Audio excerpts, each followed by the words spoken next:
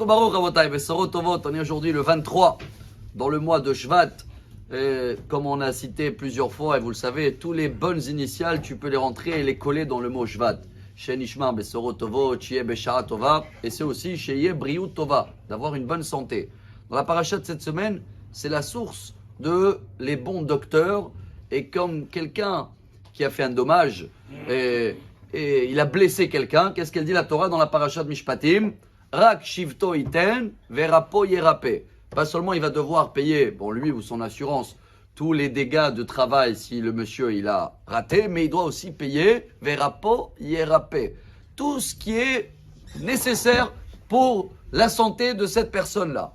De là la Gemara dit, très connu, Rashi l'amène sur place, verapo yerape, mikan shenitna reshut la refait les rapotes. Pourquoi c'est marqué deux fois le mot et il va guérir celui-là qui doit guérir? De là, on apprend qu'il faut aller voir le docteur. Il faut prendre les médicaments et faire un effort de se soigner selon tout ce que Dieu nous a mis à la disposition. Hier, c'était la Iloula de la rabbinite, Hayamushka, la femme de Rabbi de Lubavitch. Le Rabbi de Lubavitch, il disait, même quand c'est des cas de santé importante, un avis docteur ne suffit pas. Il faut aller voir même deux, faire la Ishtadlut jusqu'au bout.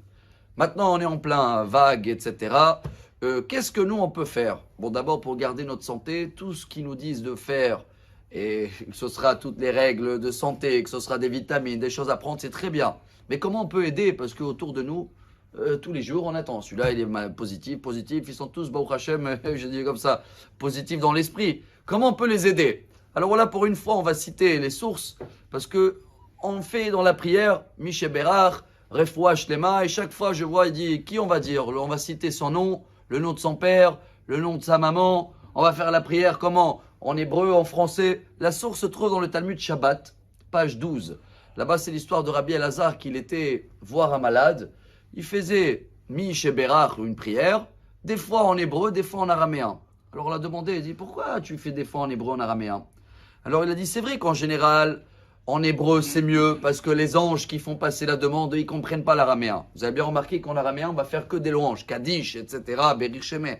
Alors il vaut mieux de dire en hébreu, mais si tu cites une prière pour un malade qui est là à côté, il a la présence divine avec lui. Elle comprend toutes les langues. Donc déjà, tu peux faire la prière pour quelqu'un à n'importe quelle langue que tu veux. 2, le Zohar HaKadosh, il dit, c'est mieux de dire le nom.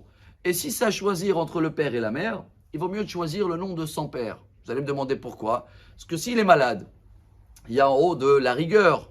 Il vaut mieux de citer, pardon, je dis le Zohar, le nom de sa maman pour la guérison. Pour la montée de la Torah, le papa. Pourquoi? Parce que comme maintenant c'est rigueur, les femmes, ils ont moins des devoirs de l'homme. Ils ne doivent pas prier 3 fois par jour et tout. Alors quand je vais citer lui et le nom de sa maman, c'est sûr que la maman, la femme, elle a plus du mérite ou elle a moins de péché que l'homme.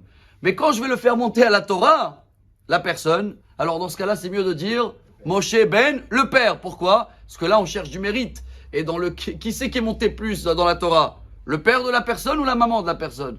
Le père. Donc voilà dans le choix. Quand on prie pour un malade, il vaut mieux de citer lui et le nom de sa maman. Pour la Torah, lui et le nom de son papa. Mais les Ashkénazes, ils disent non, l'inverse aussi, c'est très bien. Et c'est la halakha, et c'est ce que Moshe Rabbeinu aussi il a fait. Qu'est-ce qu'il a dit pour sa sœur?